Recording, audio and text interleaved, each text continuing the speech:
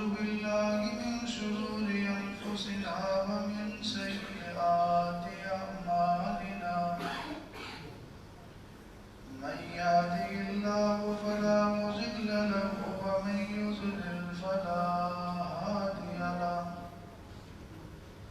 وأشهد أن لا إله إلا الله وحده لا شريك له وأشهد أن محمدا عبده ورسوله أما بعد فإن خير الحديث كتاب الله وخير الهدي هدي محمد صلى الله عليه وسلم وشر الأمور محدثاتها وكل محدثة بدعة كل بدعة ضلالة وكل ضلالة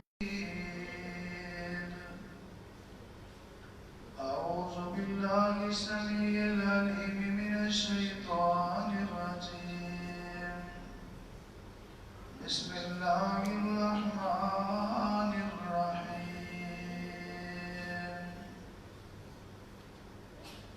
وإذا قيل لهم تعالوا إلى ما أنزل الله وإلى الرسول قالوا حسبنا ما وجدنا عليه آباءنا وقال الله تبارك وتعالى في مقام آخر اتبعوا ما أنزل إليكم من ربكم ولا تتبعوا من دونه أولياء وقال الله عز وجل في مقام ثلاث لقد كان لكم في رسول الله أسوة حسنة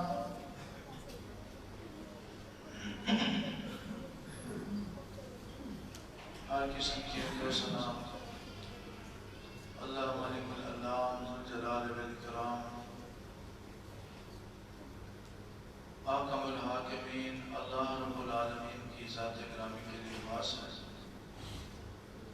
انگنت لا تعداد بے شمار بے انتہا بے حد اور بے حساب درود و سلام ہو امام کائنات سرور کائنات رحمت کائنات امام الانبیاء سید الانبیاء خاتم الانبیاء امام اعظم جناب محمد رسول اللہ صلی اللہ علیہ وآلہ وسلم کی ذات گرامی بڑی اللہ تعالیٰ کی رحمت نازل ہوں صحابہ کرام آل بیت اعظام تابعین تبع تابعین محدثین مفسرین اولیاء کرام بزرگان دین پر جن کی محنتوں اور قربانیوں سے اللہ کا دین ہم تک پہنچا اللہ پاک ان سب سے راضی ہو واجب الاحترام معزز سامعین کرام آج کے خطبہ جمعہ کا جو موضوع ہے وہ یہ ہے کہ مہمان کے لیے ڈر دعا ہے کہ اللہ تبارک و تعالیٰ مجھے حق اور سچ بیان کرنے کی توفیق عطا فرمائے سننے اور سنانے کے بعد اللہ تعالیٰ ہم سب کو عمل کرنے کی بھی توفیق دے اللہ تعالیٰ کا دین مکمل دین ہے الیوم اکملت لکم دینکم واتممت علیکم نعمتی ورضیت لکم الاسلام دینا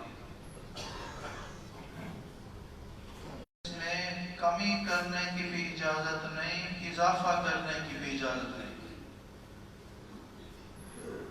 اس میں کمی بیشی کرنا جائز نہیں ہے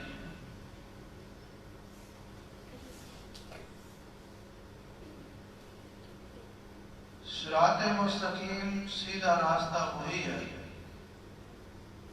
جس پر جناب محمد رسول اللہ صلی اللہ علیہ وسلم اور آپ علیہ السلام کے صحابہ کرام رضی اللہ عنہم اجمعین ہے جو آدمی اس دین میں کمی کرتا ہے وہ اللہ اور اس کے رسول کی مخالفت کرتا ہے، جو اس میں اضافہ کرتا ہے وہ اللہ اور اس کے رسول کی مخالفت کرنے کے ساتھ ساتھ خود دین بنانے کی کوشش کرتا ہے۔ دین میں اضافہ کرنا بدعت کہلاتا ہے۔ کوئی نیا طریقہ، نیا عمل، نیا وظیفہ، نیا درود ایجاد کرنا جس کا ثبوت رسول اللہ صلی اللہ علیہ وسلم اور صحابہ کرام سے نہ ملتا ہو، اس کو بدعت کہتے ہیں۔ کل بدعت ضلالہ، نبی علیہ السلام نے ارشاد فرمایا کہ ہر بدعت گمراہی ہے۔ کل ضلالۃ فی النار، اور ہر گمراہی جہنم میں لے جانے والی ہے۔ نبی علیہ السلام اپنے جمعہ کے ہر خطبے میں اور عید کے ہر خطبے میں، اہم خطبے میں لوگوں کو ایک چیز سے بچنے کا حکم دیا کرتے تھے، ایاکم ومحدثات الامور فإن كل محدثة بدعة كل بدعة ضلالة وكل ضلالة في النار۔ کہ لوگوں، دین میں نئے نئے کام ایجاد کرنے سے بچ جاؤ۔ دین میں نیا کام ایجاد کرنا بدعت ہے۔ ہر بدعت گمراہی ہے اور ہر گمراہی جہنم میں لے جانے والی ہے۔ اس سے بھی معلوم ہوتا ہے کہ دین میں اپنی طرف سے کسی چیز کا اضافہ جائز نہیں۔ قرآن کریم میں اللہ رب العالمین فرماتے ہیں، یا ایھا الذین آمنوا لا تقدموا بین یدی اللہ ورسولہ فاتقوا اللہ۔ اے ایمان والو، اللہ اور اس کے رسول سے آگے نہ بڑھو۔ جو اللہ اور اس کے رسول نے بتا دیا ہے بس اس کو کافی سمجھو، اس میں اضافہ نہ کرو۔ ما آتاکم الرسول فخذوہ وما نہاکم عنہ فانتہوا۔ جو اللہ کا رسول تمہیں دے اسے لے لو، جس سے روک دے، منع کر دے، رک جاؤ، باز آ جاؤ۔ کمی اور بیشی کرنے کا انجام کیا ہوگا؟ فرمایا وَمَن يُشَاقِقِ الرَّسُولَ مِن بَعْدِ مَا تَبَيَّنَ لَهُ الْهُدَىٰ وَيَتَّبِعْ غَيْرَ سَبِيلِ الْمُؤْمِنِينَ۔ جس نے اللہ کے رسول صلی اللہ علیہ وسلم کی مخالفت کی اور صحابہ کرام کے راستے کو چھوڑ دیا، اب اس کی مرضی ہے جہاں چاہے پھرتا رہے، اس کا ٹھکانہ اللہ نے جہنم بنایا ہے۔ ان تمام دلائل سے ایک بات واضح ہوتی ہے کہ اسلام بڑا حساس دین ہے، اس میں کمی بیشی جائز نہیں ہے۔ جو اللہ اور اس کے رسول نے بتا دیا وہ دین ہے۔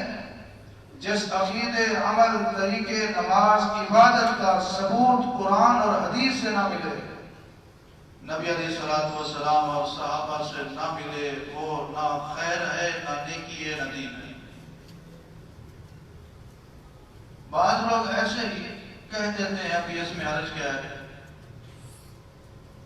کیا ہو گیا، بنا کہاں ہے، اچھا کام ہی کیا ہے نا۔ ہر دین میں اضافہ کرنے والے کے پاس یہ تین جواب ہوتے ہیں اس بدعت کو جسٹیفائی کرنے میں۔ اس میں حرج کیا ہے؟ قرآن ہی تو پڑھا ہے نا، نماز ہی پڑھی ہے، درود ہی پڑھا ہے، صدقہ ہی کیا ہے، خیرات ہی کی ہے، نیکی کی ہے، عبادت ہی کی ہے، اس میں حرج کیا ہے؟ آپ حرج بتاؤ، اس میں حرج کیا ہے؟ اور تیسرا یہ منع دکھاؤ، منع کہاں ہے؟ رسول اللہ صلی اللہ علیہ وسلم نے اپنے ایک صحابی حضرت براء رضی اللہ تعالی عنہ کو ایک دعا سکھائی، صحیح بخاری میں، سوتے وقت کی دعا ہے۔ آپ علیہ السلام نے وہ دعا سکھائی. اللہ کے پیغمبر سے دعا سیکھنے کے بعد صحابی رسول برا رضی اللہ تعالیٰ عنہ اس دعا کو دہرا رہے یاد کر رہے. بس اس دعا کی جو آخری لائن ہے اس میں صحابی نے ایک لفظ کا اضافہ نہیں کیا، کمی نہیں کی، صرف ایک لفظ کو دوسرے اس سے بھی اچھے لفظ کے ساتھ بدل دیا. دعا کے الفاظ تھے آمنتو بکتابک الذی ارسلت، آمنتو بکتابک الذی انزلت وبنبیک الذی ارسلت،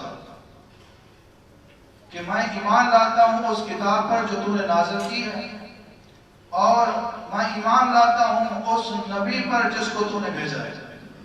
یہ دعا کے آخری لائن ہے.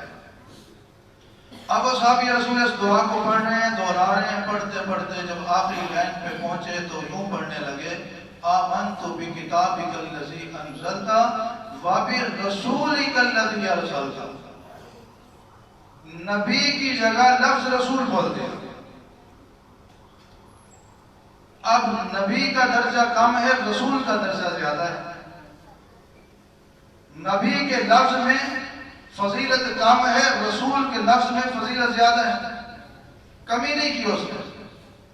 رسول اللہ صلی اللہ علیہ وسلم نے جب دیکھا کہ میں نے نبی پڑھایا ہے، یہ رسول پڑھ رہا ہے، آپ نے اس کو فرمایا لا و نبی کا، یہاں لفظ رسول نہیں بولنا، نبی ہی بولنا ہے.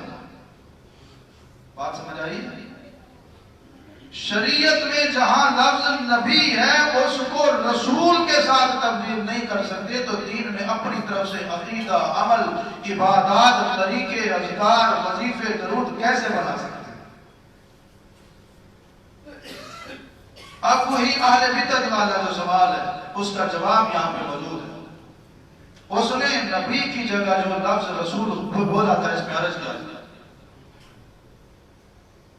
کہیں منع تھا کہ نبی علیہ السلام نے پہلے منع کیا نبی ہی بولنا ہے، رسول نہیں بولنا، منع بھی نہیں تھا.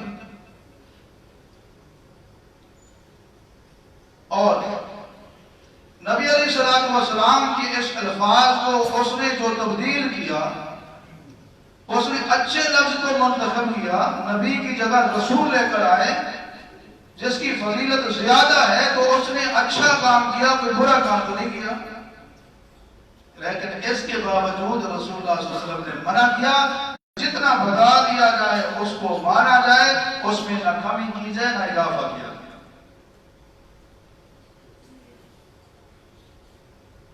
اب آپ حیران ہوں گے، سوچ رہے ہوں گے کہ موضوع کیا تھا، بات کیا ہو رہی ہے. ایسے موضوع وہی ہے، یہ تمہید تھی. واقعہ کچھ اس طرح ہے،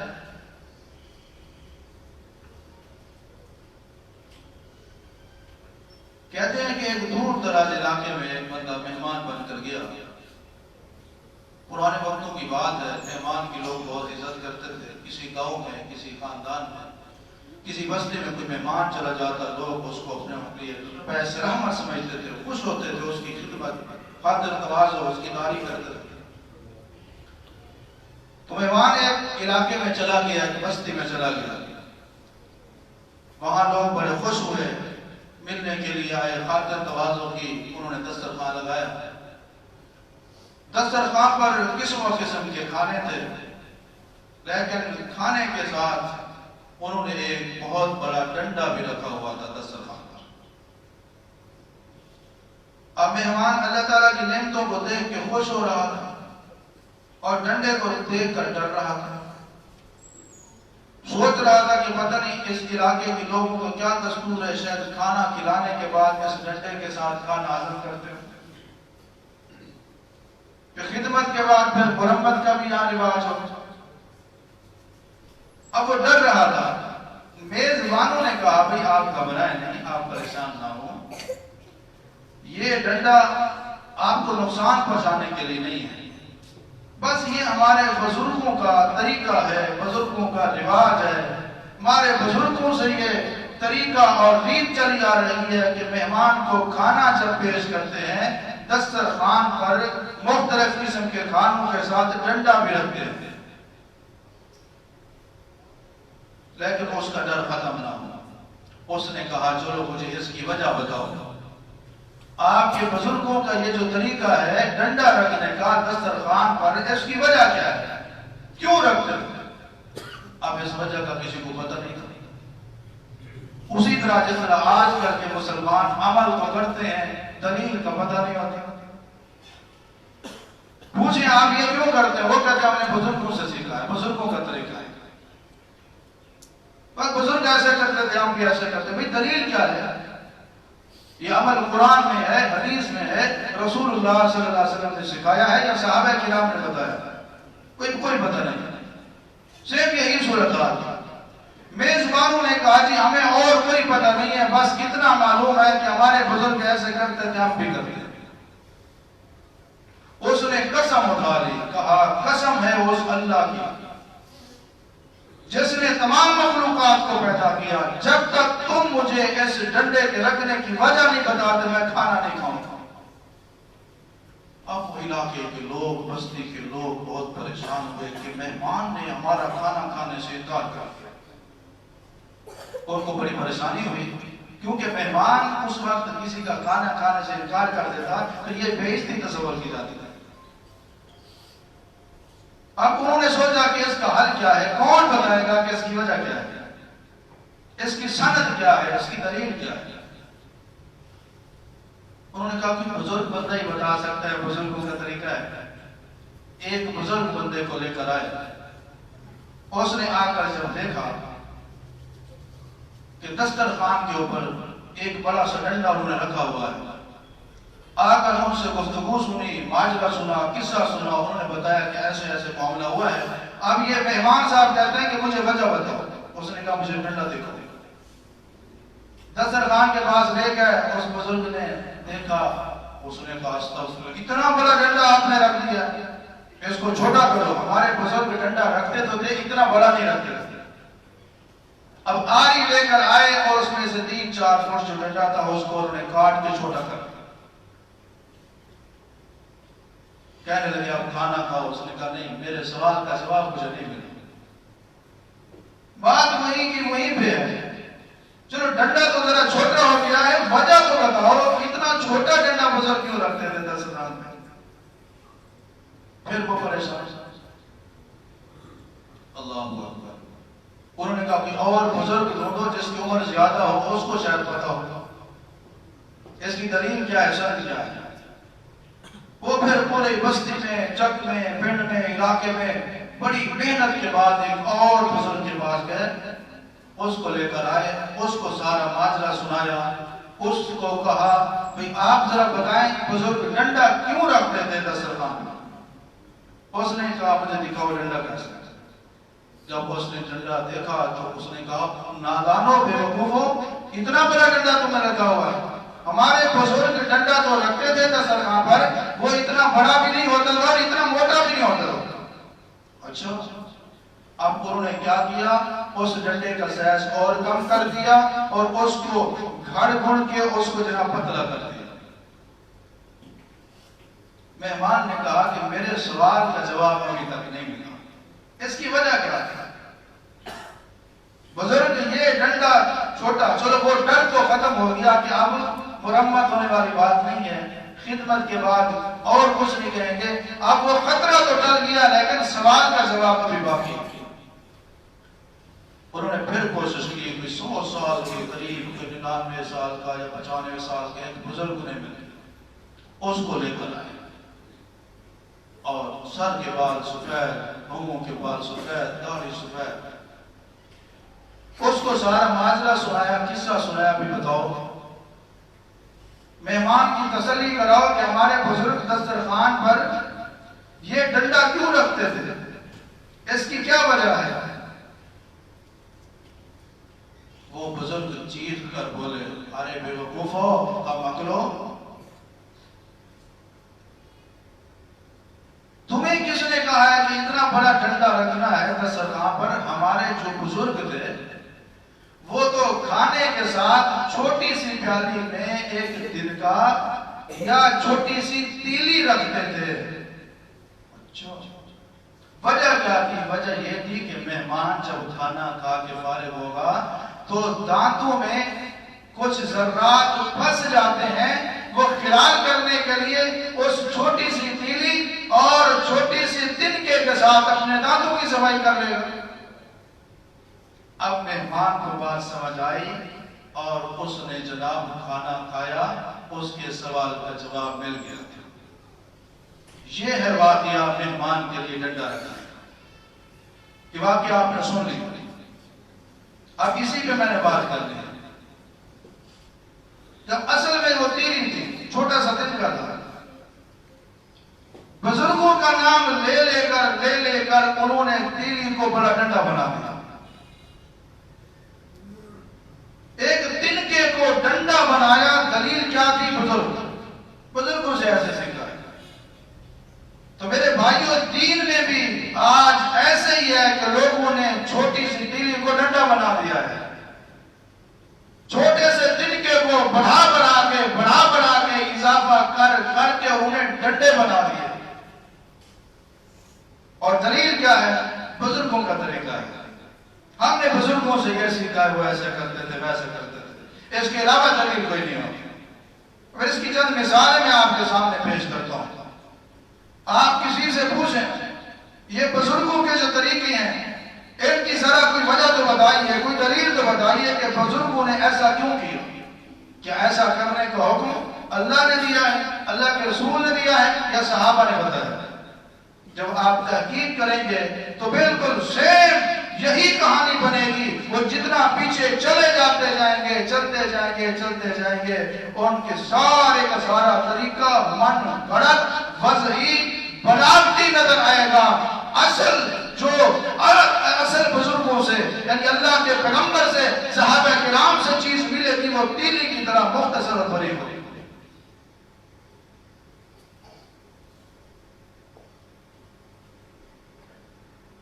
ٹی وی کے اوپر استخارہ ہوتا ہے، بڑے بڑے مولوی صاحبان استخارہ کرتے ہیں، ان سے پوچھیں آپ جو استخارہ کرتے ہیں اور یہ طریقہ کہ ماں کا نام، باپ کا نام، بیوی کا نام بتاؤ، آنکھیں بند کرو، فوری طور پر 1 منٹ کے اندر حساب لگا کے استخارہ کر کے بتا دیتے ہیں، بتائیں یہ آپ نے کہاں سے سیکھا ہے؟ جواب کیا ہوگا؟ بزرگوں کا طریقہ ہے۔ بزرگوں نے ایسا کیوں کیا؟ تحقیق کیجئے، ایک عالم کے پاس جائیے، دوسرے کے پاس، تیسرے کے پاس، چوتھے کے پاس۔ جب زیادہ بزرگوں سے ایک بزرگ صحیح نہیں بتائے گا، دوسرا تھوڑا صحیح بتا دے گا، پھر تیسرا اور صحیح بتا دے گا، یہاں تک کہ تحقیق یہ ہوگی استخارہ کرنا تو رسول اللہ صلی اللہ علیہ وسلم سے ثابت ہے، لیکن استخارہ کرنے کا یہ مروجہ طریقہ اللہ کے پیغمبر سے ثابت ہے۔ اس تیلی کو انہوں نے ڈنڈا بنایا ہوا ہے۔ اب استخارہ کیا ہے؟ نبی علیہ السلام استخارے کی دعا سکھاتے تھے، استخارے کی نماز سکھاتے تھے۔ جب کوئی اہم کام کرنا ہو جس میں 2 آپشن ہو، کروں یا نہ کروں، 2 رکعت نماز پڑھو، استخارے کی دعا پڑھو، بس۔ یہ جو تیلی ہے اتنا ثابت ہے۔ اب یہ ڈنڈا کیا ہے؟ جناب استخارہ رات کو کرنا چاہیے، استخارہ کرنے کے لیے سونا ضروری ہے۔ جب آپ سو جائیں گے پھر خواب کا آنا ضروری ہے، پھر خواب کے اندر رزلٹ آتا ہے، سرخی نظر آئے گی تو خطرہ ہے، اور اگر سبزہ نظر آئے گا تو پھر تسلی ہے۔ استخارہ کسی بزرگ سے کروانا چاہیے۔ استخارہ آن لائن بھی ہو سکتا ہے۔ استخارے کی فیس ہوتی ہے، پہلے دن اتنا، دوسرے دن اتنا، تیسرے دن اتنا۔ کسی نیک آدمی سے استخارہ کرایا جائے تو پکی خبر ملتی ہے۔ یہ سارے کیا ہیں؟ ڈنڈے ہیں۔ اصل کیا ہے؟ رسول اللہ صلی اللہ علیہ وسلم نے صرف 2 رکعت نماز اور دعا سکھائی ہے، اس کے علاوہ کوئی اور چیز اللہ کے پیغمبر نہیں سکھائی۔ پتہ کیسے چلے گا؟ اللہ تعالیٰ دل کو مطمئن کر دے گا۔ آپ دعا کے الفاظ، دعا استخارہ کو پڑھیں، اس میں یہی بات ہے کہ اگر یہ کام میرے لیے بہتر ہے تو آسان کر دے، بہتری ہوگی تو آسان ہو جائے، اگر اس میں بہتری نہیں ہے تو مجھے اس سے دور کر دے، اس کو مجھ سے دور کر دے گا، مشکل ہو جائے گا۔ اب اصل کیا تھا اور اس کو بڑھا کر کتنا اضافہ کر دیا۔ تیلی سے ڈنڈا بنانا یا اہل بدعت کا کام۔ ایک اور مثال دیجیے، نماز کی نیت نیت کرتا ہوں نماز کی، نماز پڑھتا ہوں واسطہ خدا کا، 4 رکعت نماز فرض، وقت نماز عصر، منطرف خانہ کعبہ کے پیچھے امام کے اللہ اکبر، یہ نماز کے لیے۔ اب اردو والا اردو میں، پشتو والا پشتو میں، سندھی والا سندھی میں، انگریزی والا انگریزی میں، نماز ساری کی ساری عربی میں، نیت اپنی اپنی علاقے زبان میں۔ روزے کی نیت آ وابِ صوم غد نویت من شہر رمضان، روزہ افطار کرنے کی نیت آ اللہم انی لک صمت وبک آمنت وعلیک توکلت وعلی رزقک افطرت۔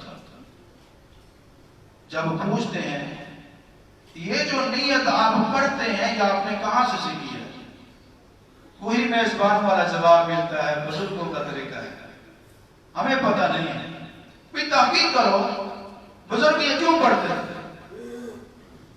اس کو دین سمجھ کے پڑھتے تھے، رواج سمجھ کے پڑھتے تھے، اللہ اور اس کے رسول کا فرمان سمجھ کے پڑھتے تھے، صحابہ کا طریقہ سمجھ کے پڑھتے تھے؟ ذرا تحقیق کریں۔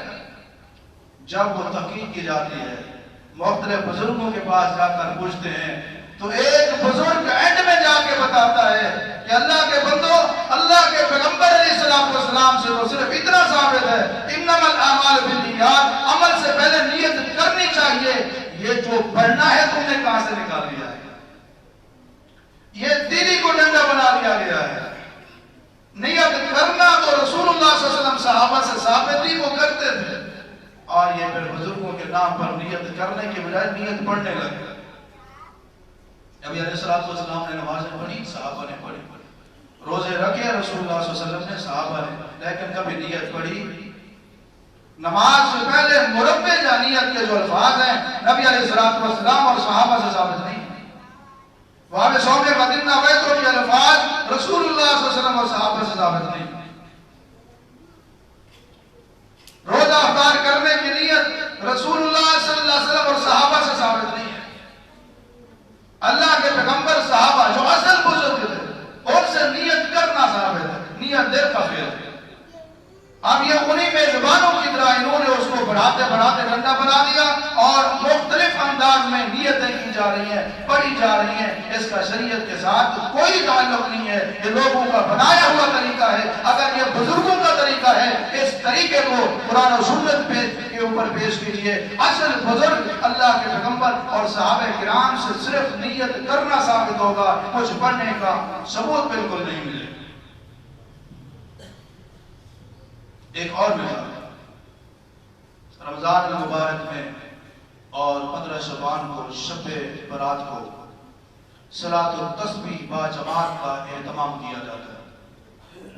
یہ لاہور سے بزرگ آ رہے ہیں، اسلام آباد سے پیر صاحب آ رہے ہیں، کراچی سے حضرت صاحب آ رہے ہیں، وہ صلاۃ التسبیح کی جماعت کرائیں۔ آپ ذرا پوچھیں، یہ صلاۃ التسبیح کی جماعت کرانا، اس کے لیے دوسرے علاقوں سے، دوسرے شہروں سے بزرگوں کو بلانا، اس کے لیے اشتہار بازی کرنا، اعلان کرنا، لوگوں کو دعوت دینا، اجتماعی طور پر صلاۃ التسبیح پڑھنا، یہ آپ نے کہاں سے سیکھا ہے؟ وہ کہیں گے تو بزرگوں کا طریقہ ہے، بزرگ ایسے کرتے تھے ہم بھی کرتے ہیں۔ اس کی دلیل اللہ کے پیغمبر علیہ السلام ایسے کرتے تھے، صحابہ کرام ایسے کرتے تھے، تو اصل بزرگ تو وہ ہے نا، باقی بزرگ ان کے بعد ہے، باقی کائنات کے تمام بزرگوں کی بات اگر ان اصل بزرگوں کی بات سے ملے گی تو صحیح ہے، اگر باقی بزرگوں کی بات اللہ کے پیغمبر اور صحابہ کی بات سے نہیں ملتی تو اس کو رد کر دیا جائے۔ ایک بزرگ کچھ بتائے گا، دوسرا کچھ بتائے گا، بالآخر ایک بزرگ یہ کہنے پہ مجبور ہو جائے گا بھئی یہ اسی طرح دلی کو ڈنڈا بنا دیا گیا ہے۔ نبی علیہ السلام نے تو اپنے چچا عباس رضی اللہ تعالیٰ عنہ کو صلاۃ التسبیح پڑھنے کی ترغیب دی تھی اور طریقہ بتایا تھا، بس جماعت کرانا، اہتمام کرنا، بزرگوں کو بلانا، یہ رسول اللہ صلی اللہ علیہ وسلم اور آپ کے صحابہ سے ثابت نہیں ہے۔ یہ اضافہ کرتے کرتے کرتے یہاں تک لے آئے ہیں، اور پتہ نہیں اہل بدعت اس کے بعد کہاں تک جائیں۔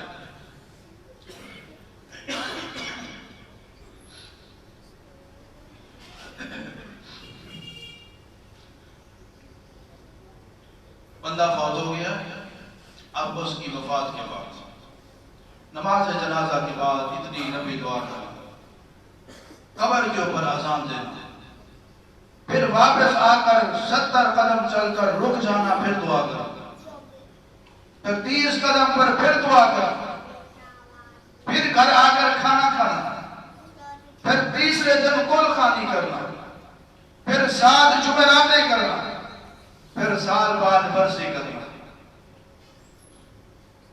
پوچھیں یہ کہاں لکھا ہے؟ یہ آپ کیوں کرتے ہیں؟ کہیں گے بزرگوں کا طریقہ ہے۔ جو بزرگ کیوں کرتے تھے، وجہ کیا ہے؟ اس کو فرض سمجھتے تھے، سنت سمجھتے تھے، واجب سمجھتے تھے؟ تحقیق کیجیے، بزرگوں سے، علماء سے پوچھیے۔ آپ جیسے تحقیق کرتے جائیں گے، چلتے جائیں گے، آخر میں ایک بزرگ آپ کو حقیقت بتا دے گا کہ رسول اللہ صلی اللہ علیہ وسلم سے کوئی بندہ جب فوت ہو جاتا، اس کا جنازہ پڑھنا اور پھر قبر میں دفنانے کے بعد وہاں دعا کرنا، اس کے علاوہ کوئی چیز ثابت نہیں ہے۔ یہ تیری کوئی انہوں نے ڈنڈا خود بنایا ہوا ہے۔ اتنا سا عمل تھا، 2 عمل تھے، جنازہ پڑھنا، قبر کے اوپر دعا کرنا، بس۔ باقی یہ سارا اضافہ ہے، انہوں نے اپنی طرف سے ایجاد کی ہوئی ہے۔ میرے بھائیوں، جب آپ تحقیق کریں گے، بزرگوں سے پوچھیں گے، تو پھر آپ کو حقیقت کا پتہ چلے گا کہ صحیح کیا ہے، غلط کیا ہے۔ اگر وہ مہمان وہ چپ کر کے کھانا کھا لیتا، ڈنڈے کی حقیقت نہ پوچھتا، تو حقیقت اور اصل بات واضح ہو جاتی ہے۔ کہتے ہیں نا، اپنا چھوڑو نہیں، دوسرے کو چھیڑو نہیں، دوسروں کو چھیڑو نہیں، اپنا عقیدہ چھوڑو نہیں۔ اگر وہ مہمان میزبانوں کا یہ طریقہ صرف نظر کر دیتا، نہ پوچھنا، بس چپ کر کے کھانا کھاتا اور اللہ اللہ کرتے کرتے جان بچاتے چلا جاتا، تو وہ رسم، وہ رواج، وہ طریقہ ویسے ہی رہ جاتا۔ اس نے پوچھا، سوال کیا، تو پھر حقیقت واضح ہوئی۔ میرے بھائیوں، آج دین کے نام پر کتنی عبادات کو بنا لیا گیا ہے، کتنے اذکار بنا لیے گئے ہیں، کتنی دعائیں بنا لی گئی ہیں، کتنے طریقے بنا لیے گئے ہیں۔ آپ پوچھیں، سوال کریں، یہ کہاں لکھا ہے؟ قرآن میں ہے، حدیث میں ہے، رسول اللہ سے ثابت ہے، صحابہ سے ثابت ہے۔ آپ پوچھتے چلے جائیں گے، تحقیق کرتے چلے جائیں گے، یہ بدعات ختم ہو جائیں گی، رسومات ختم ہو جائیں گی، اور لوگوں تک حقیقت واضح ہو جائے گی کہ اصل کیا ہے اور نقل کیا ہے۔ اللہ کا دین یہ خالص دودھ کی طرح ہے۔ اگر کوئی آدمی دودھ سے کریم نکال کر اس میں کمی کر لیتا ہے، تو آپ کریم کے بغیر دودھ کو قبول نہیں کریں۔ اگر کوئی اس دودھ میں پانی ملا کے اضافہ کر دیتا ہے، آپ اضافے والے دودھ کو پسند ہے۔ جس طرح دودھ سے کریم نکل جائے، دودھ کے اندر خالص ہونا نہیں رہتا، اس میں پانی مل جائے، دودھ خالص نہیں رہتا۔ اسی طرح اگر دین میں کمی کر دی جائے، دین اصل نہیں رہتا، دین میں اضافہ کر دیا جائے، دین اصل نہیں رہتا۔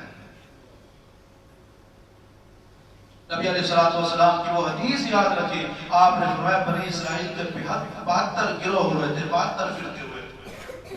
ستفترق امتی علی 73، میری امت کے 73 فرقے بنے، کلہم فی النار الا ملۃ واحدہ، سارے جہنم میں جائیں گے سوائے ایک جماعت کے۔ صحابہ کرام کو فکر ہو گئی، 73 میں سے 72 دوزخ میں، ایک جنت میں۔ انہوں نے یہ نہیں کہا، ہمارے یہاں نا شوق ہوتا ہے اور تجسس ہوتا ہے کہ جہنم میں کون کون جائیں گے، نقصان اٹھانے والے کون ہیں۔ صحابہ کو فکر تھی کہ جنت میں کون جائے گا، بس چھوڑو جو جہنم میں جائے گا، ہم نے تو اپنی فکر کرنی۔ ہم دوسروں کی فکر زیادہ کرتے ہیں، دوسروں کی اصلاح کی فکر زیادہ کرتے ہیں، اپنی اصلاح کی فکر کم کرتے ہیں۔ فلاں میں یہ غلطی، فلاں میں یہ غلطی، فلاں میں یہ غلطی، فلاں میں یہ ہے، فلاں میں یہ بتائی، فلاں سے کرتا ہے، فلاں سے کرتا ہے، اپنا پتہ ہی نہیں۔ عیسیٰ علیہ السلام ایک مجمع میں خطاب کر رہے ہیں اور اپنے امت کے لوگوں کو کہتے ہیں، لوگوں تمہیں دوسروں کے آنکھ کا تنکا تو نظر آ جاتا ہے، اپنی آنکھ کا شدید نظر نہیں آتا۔ صحابہ نے کہا، یا رسول اللہ، جو جنت میں جائیں گے من ہوگا، وہ کون ہے؟ آپ نے فرمایا، ما انا علیہ واصحابی، جس پر میں اور میرے صحابہ ہیں، جو اس پر ہوگا وہ جنت میں جائے گا۔ کوئی نام نہیں لیا کہ فلاں نام والی جماعت، فلاں نام والا گروہ، فلاں نام والا فرقہ جنت میں جائے گا. ما انا علیہ واصحابی، جس عقیدے پر، طریقے پر، عمل پر، دین پر میں اور میرے صحابہ ہیں، جو اس پر چلے گا وہ جنت میں جائے گا. آج ہماری یہی دعوت ہے، خالص دین کو اپناؤ، قرآن و سنت کو اپناؤ، کمی بھی نہ کرو، اضافہ بھی نہ کرو. جو عقیدہ، جو عمل، جو عبادت، جو ورد، جو وظیفہ، جو درود رسول اللہ صلی اللہ علیہ وسلم اور آپ کے صحابہ سے ثابت ہے، اس کو اپنائیں. دین میں اپنی مرضی نہ کیجیے. جب ہم یہ بات کرتے ہیں تو پھر دین میں اضافہ کرنے والے، بزرگوں کے طریقوں کو بلا دلیل، بغیر سند کے، بغیر دلیل کے اپنانے والے، وہ پھر فتوی بازی کا بازار گرم کر دیتے ہیں. فتویٰ کیا ہوتا ہے؟ یہ نماز سے روکتے ہیں، یہ قرآن سے روکتے ہیں، عبادت سے روکتے ہیں، درود سے روکتے ہیں، اللہ کا نام لینے سے روکتے ہیں، حضور کی شان بیان کرنے سے روکتے ہیں، نعت سے روکتے ہیں. یہ قرآن کے منکر ہیں، یہ جناب دعا کے منکر ہیں، یہ فاتحہ کے منکر ہیں، یہ درود کے منکر ہیں، یہ نعت کے منکر ہیں، یہ فلاں فلاں چیز کے منکر ہیں. میرے بھائیوں، جو اصلاح کرنے کی کوشش کرتا ہے اس کے اوپر منکر ہونے کا فتویٰ لگا دیا. یہ نئی بات نہیں ہے. ابراہیم علیہ السلام نے اپنے باپ کی اصلاح کی. بابا یہ جو خود بناتے ہو یہ کچھ نہیں کر سکتے. اب اس نے اصلاح کرنے والے کے اوپر فتویٰ کیا لگا؟ اراغب انت عن آلہتی یا ابراہیم، ابراہیم میرے معبودوں کے تم گستاخ ہو، ان کو نہیں مانتے. اصلاح کرنے والے پر کفر کا، انکار کا، گستاخی کا فتویٰ لگانا یہ نیا طریقہ نہیں ہے، بہت پرانا طریقہ ہے. نبی علیہ السلام جب لوگوں کو بتاتے تھے یہ جو بیت اللہ میں 360 بت رکھے ہوئے کچھ نہیں کر سکتے، اللہ ہی سب کچھ کرنے والا ہے، وہ کیا کہتے تھے؟ اصحابی باپ دادا کا دین چھوڑ دیا ہے، یہ بے دین ہو گیا، نعوذ باللہ، یہی فتوے لگاتے تھے. میرے بھائیوں، ہماری دعوت یہ ہے کہ آپ خالص دین پر چلنے والے بنے. نماز کے منکر نہیں ہیں، درود کے منکر نہیں ہیں، اذان کے منکر نہیں ہیں، عبادات کے منکر نہیں ہیں. ہم تو اصلاح کرتے ہیں. نماز پڑھو صحیح طریقے سے، روزہ رکھو صحیح طریقے سے، قرآن پڑھو صحیح طریقے سے، درود پڑھو صحیح طریقے سے، ذبیحہ کرو صحیح طریقے سے، عبادات کرو صحیح طریقے سے. وہ طریقہ کون سا ہے؟ لقد کان لکم فی رسول اللہ اسوۃ حسنہ. وہ طریقہ ہے جناب محمد رسول اللہ صلی اللہ علیہ وسلم، جس کے بارے میں ہر خطبے میں اللہ کے رسول فرماتے ہیں خیر الہدی ہدی محمد صلی اللہ علیہ وسلم. تمام طریقوں میں سے بہترین طریقہ محمد کریم کا طریقہ ہے صلی اللہ علیہ وسلم. عید والے دن ایک صحابی ابو بردہ رضی اللہ تعالیٰ عنہ نے اس نیت سے قربانی عید کی نماز سے پہلے کر لی تھی کہ جلدی گوشت تیار ہو جائے گا، میری قربانی کا گوشت سب سے پہلے رسول اللہ کے سامنے پیش ہو. اللہ کے پیغمبر میری قربانی کا گوشت کھائیں گے، ابو بکر اور عثمان والی بزرگ صحابہ کھائیں گے، اور سب لوگوں کے گھروں میں میری توفیق کے مطابق، استطاعت کے مطابق میری قربانی کا گوشت پہلے جائے گا. نبی علیہ السلام کو پتہ چلا، آپ نے فرمایا ابو بردہ دل کا شاس اللہ میں یہ تو نے گوشت کیا ہے، تیری قربانی نہیں ہوئی. اب صحابی کی نیت کتنا اعلیٰ ہے، کام کتنا اعلیٰ ہے. بتائیں اس میں عرض کیا تھا؟ منع تھا؟ منع بھی نہیں تھا. اس نے کوئی گناہ کیا تھا؟ گناہ بھی نہیں تھا. لیکن طریقہ جناب محمد رسول اللہ صلی اللہ علیہ وسلم کا نہیں تھا.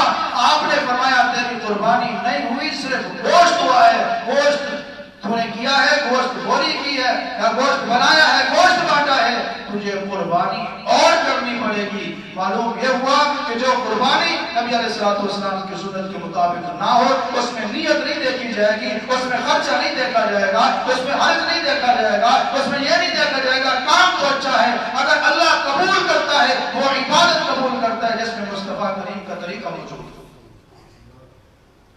سیدنا عبداللہ بن عمر رضی اللہ تعالیٰ عنہ نے ایک بندے کو مؤذن کو دیکھا، ایک مسجد میں گئے، آخر عمر میں نبی نہ ہو گئے تھے، یعنی کہ شاگرد ان کو مسجد میں لے گئے. مؤذن نے زور کی اذان میں حی الفلاح کے بعد جب اذان ہو گئی یا اذان کے اندر ہی اس نے کہہ دیا الصلاۃ خیر من النوم، تصویر شروع کر دی. یا اذان مکمل کر لی، اس کے بعد پھر لوگوں کو بلانے لگا. نماز سونے سے بہتر ہے. جس طرح بعض مساجد میں اذان کے بعد سپیکر پہ بلا رہے ہوتے ہیں اور نماز کے لیے، نماز جنت کی کنجی ہے، یہ ہے وہ ہے. حضرت عبداللہ بن عمر نے دیکھا. اب آپ دیکھیں اس مؤذن کا جو کام تھا نماز کی طرف بلانا یہ کوئی غلط بات ہے؟ کوئی گناہ ہے؟ کوئی منع ہے؟ حرج کیا ہے؟ فرمانے لگے وَخُرُجْ بِنَا فَإِنَّ هَذِهِ بِدْعَةٌ، میرے شاگرد میرے بیٹے مجھے اس مسجد سے باہر لے جاؤ، اس مسجد کا موازن بدعت کر رہا ہے، دین میں اضافہ کر رہا ہے، رسول اللہ کے طریقے کی مخالفت کر رہا ہے، میں اس مسجد میں نماز نہیں پڑھوں۔ اب وہ لوگوں کو نماز کی طرف بلانے کے ممکن نہیں۔ حضرت عبد الرحمن جو ابو بکر صدیق رضی اللہ عنہ کے بیٹے ہیں، ان کے گھر میں بیٹا پیدا ہوا، خاندان والوں نے کہا کہ عقیقے میں اونٹ ذبح کریں گے۔ حضرت عائشہ رضی اللہ تعالیٰ عنہ نے مخالفت کی، کہا رسول اللہ تو بکریوں کا کہتے ہیں اور آپ کی سنت بھی بکریاں کرنا ہے، آپ اونٹ کیوں کریں گے؟ اب آپ بتائیں کہ سیدہ عائشہ عقیقے کی مخالف تھی؟ اصلاح کرنے والی تھی کہ طریقہ رسول اللہ صلی اللہ علیہ وسلم کو ہونا چاہیے۔ عید کا دن ہے، عیدگاہ میں ایک آدمی نفل نماز پڑھ رہا ہے، سیدنا علی رضی اللہ تعالیٰ عنہ نے اس کو کہا بھائی نماز چھوڑ دے، اس نے نماز نہ چھوڑی۔ آپ نے فرمایا یہ کوئی نیکی کا کام نہیں ہے، تجھے ثواب نہیں ملے گا، عذاب ملے گا۔ اس نے کہا امیر المومنین میں نماز پڑھوں گا، مجھے ثواب نہیں ملے گا، عذاب نماز کی وجہ سے ان اللہ لا يعذبني عن الصلاۃ، اللہ تعالیٰ مجھے نماز کی وجہ سے عذاب نہیں دے گا، مجھے امید ہے۔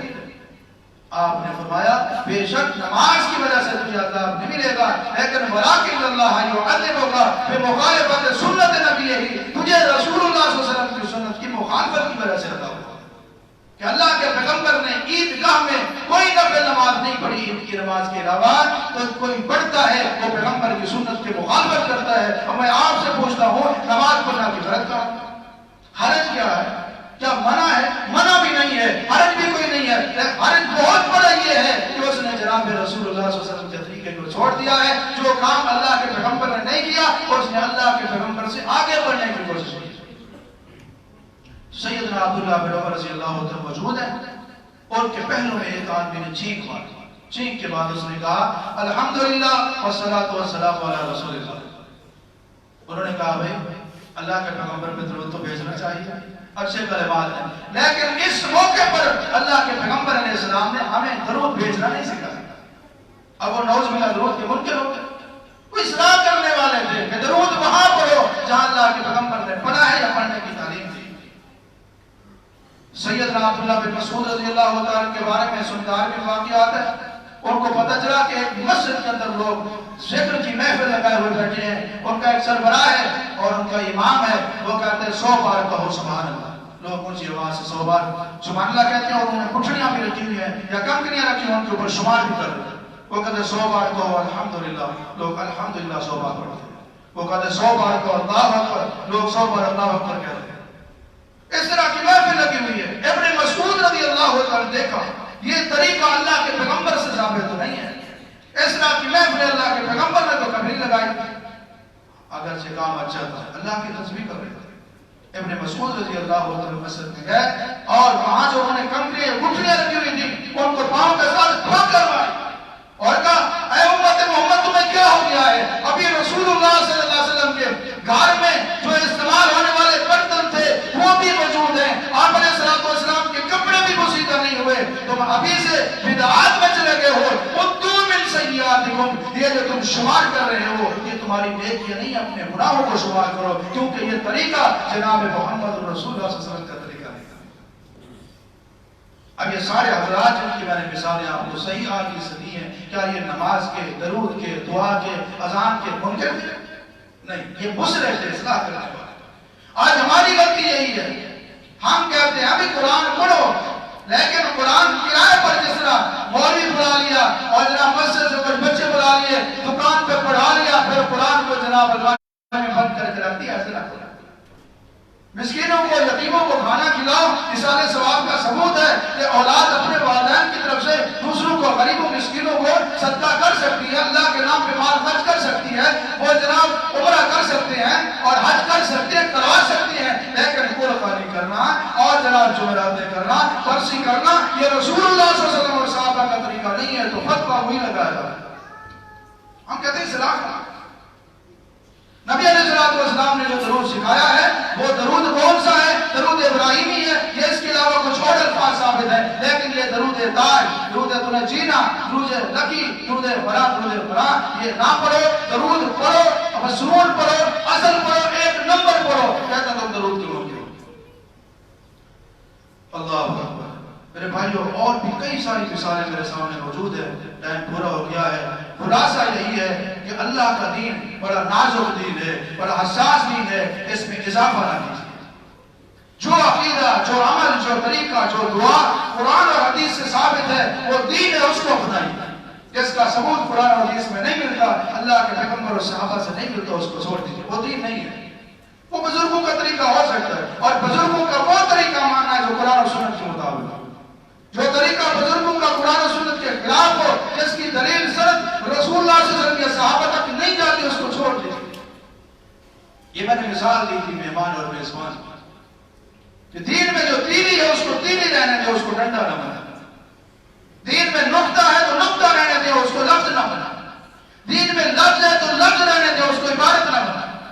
دین میں ایک جملہ ہے، کلمہ ہے، اس کو بڑھا کر بڑی بڑی عبارتیں اور وظیفے نہ بنا۔ اللہ کا دین اس پر جو کمی نہیں کرتا، اضافہ نہیں کرتا، خالص دین کو مانتا ہے، پورا پورا مانتا ہے، اس کو فائدہ کیا ہوگا؟ اب جو آدمی اس میں اضافہ کرتا ہے، اللہ اکبر، وہ نبی علیہ السلام کی مخالفت کرتا ہے۔ وَمَن يَعْصِ اللَّهَ وَرَسُولَهُ فَقَدْ ضَلَّ ضَلَالًا مُبِينًا، جو اللہ اس کے رسول کی مخالفت کرے گا، نافرمانی کرے گا، وہ گمراہ ہوگا۔ قیامت کے دن کچھ لوگ نبی علیہ السلام کے سامنے آپ کے حوض کوثر کی طرف آ رہے ہوں گے کہ جب آپ کے قریب آئیں گے درمیان میں فرشتے رکاوٹ ڈال دیں گے، آپ فرمائیں گے آنے دو آنے دو، یہ میرے ماننے والے ہیں، میرے صحابی ہیں، میرے ساتھی ہیں، میرا کلمہ پڑھنے والے۔ آپ کو کہا جائے گا اِنَّكَ لَا تَدْرِي مَا حَدَثَ بَعْدَكَ، اے حبیب آپ نہیں جانتے انہوں نے آپ کے بعد دین میں کیا کیا ایجادات کی تھی، بدعات کی۔ جب رسول اللہ صلی اللہ علیہ وسلم کو پتہ چلے گا، آپ کو بتایا جائے گا یہ وہ لوگ ہیں انہوں نے اصل دین میں ملاوٹیں کی تھی، اپنی طرف سے عقیدے، اعمال، وظیفے، دعائیں اور اعمال بنائے تھے۔ اللہ کے پیغمبر فرمائیں گے سوکھن سوکھن لمن غیر آبادی، میرے بعد دین میں اضافہ کرنے والوں کو مجھ سے دور کر دو، دور کر۔ یہ حوض کوثر سے بھی معلوم ہو جائیں گے اور جنت سے بھی معلوم ہو جائیں گے، دین میں اضافہ کرنے والے اور دین کو صحیح طریقے سے ماننے والے، نہ کمی نہ اضافہ۔ جتنا ثابت ہے وہ کرتے ہیں، جو ثابت نہیں ہے وہ نہیں کرتے۔ اب ان کا انجام کیا ہوگا؟ صحیح بخاری کی حدیث ہے، نبی علیہ السلام کے پاس ایک دیہاتی آیا، عربی آیا، اس نے آ کر کہا اے اللہ کے نبی صلی اللہ علیہ وسلم مجھے دین کے بارے میں کچھ بتائیے۔ آپ علیہ السلام نے دین کے موٹے موٹے مسائل اس کو بتا دیے، نماز، روزہ، حج، زکات، جو جو بھی تھا۔ جب آپ علیہ السلام نے اپنی بات مکمل کی، وہ اٹھا جانے لگا، جاتے ہوئے اس نے ایک جملہ بولا، آخری بات ایک جملہ بولا، واللہ لا ازید علی ھذا ولا انقص منہ، اے اللہ کے پیغمبر اللہ کی قسم جو کچھ آپ نے مجھے بتایا ہے پورا پورا عمل کروں گا، اس میں کمی بھی نہیں کروں گا، اس میں اضافہ بھی نہیں کروں گا۔ یہ ہے صحیح عقیدہ، یہ ہے صحیح سوچ، صحیح منہج، ہماری دعوت۔ وہ شخص گانے لگا، نبی علیہ السلام نے صحابہ کو بلایا، آپ نے فرمایا من سرہ ان ینظر الی رجل من اہل الجنۃ فلینظر الی ھذا، جو آدمی اس بات کو پسند کرتا ہے وہ زمین پر چلتا پھرتا جیتا جاگتا جنتی دیکھے، فلینظر الی ھذا، اس جانے والے دیہاتی عربی کو دیکھ رہی ہے، جنت ہی جا رہا ہے۔ اللہ ہمیں ایسی سوچ، ایسا عقیدہ، ایسی فکر نصیب فرمائے۔ وآخر دعوانا الحمدللہ رب العالمین۔